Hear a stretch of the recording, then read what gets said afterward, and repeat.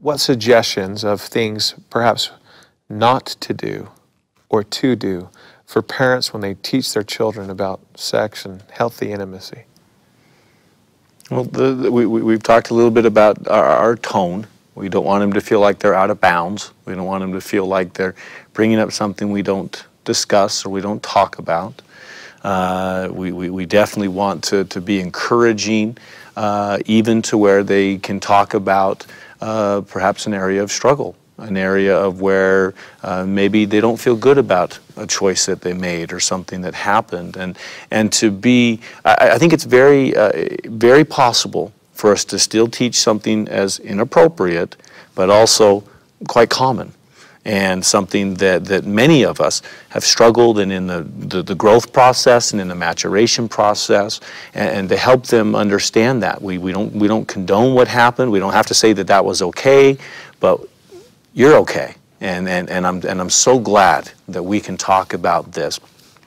And so it's that open, inviting part that we want. That's more important than the content. That's more important than if we get all the facts and all the details, is just that openness about that this can be a shared part of life together. This isn't the part you have to figure out by yourself, behind my back. Many young people, and many of us, if we think back, can think back to while growing up, we had experiences of looking at an anatomy book or seeing a television program or some source, but we were embarrassed by that. We felt that that had to be secretive. We felt that that had to be, right, and that there was something shameful about our interest and our curiosity in sex and intimacy and the human body.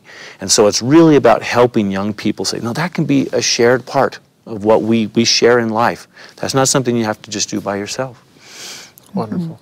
To invite questions from our children and to reassure them that, just like Jason said, this is an ongoing discussion. This will be part of our value-based teaching as a family for years and years and years. So we don't have to cram everything into one conversation. We can plant seeds, and some of that may bear fruit in questions they ask years from now. Great. We don't have to take it on all at once. This is going to be something we can engage in for over a long period of time, over our child's entire lifetime, that we can just here a little, there a little. Obviously, there's some urgency. We need to take advantages of the opportunities that come our way when they come, but no pressure to do it all at once. And I think there's pressure on parents to feel like they have to know all the answers.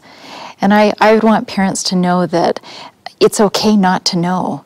And it's okay to be honest with our children and young adults, but that we're committed to find answers together or for them, that they can come to us, and if we don't know, we will do our very best at working and studying that out to find an answer that will be right for them and bring resolution to whatever it is they're confused about or struggling with.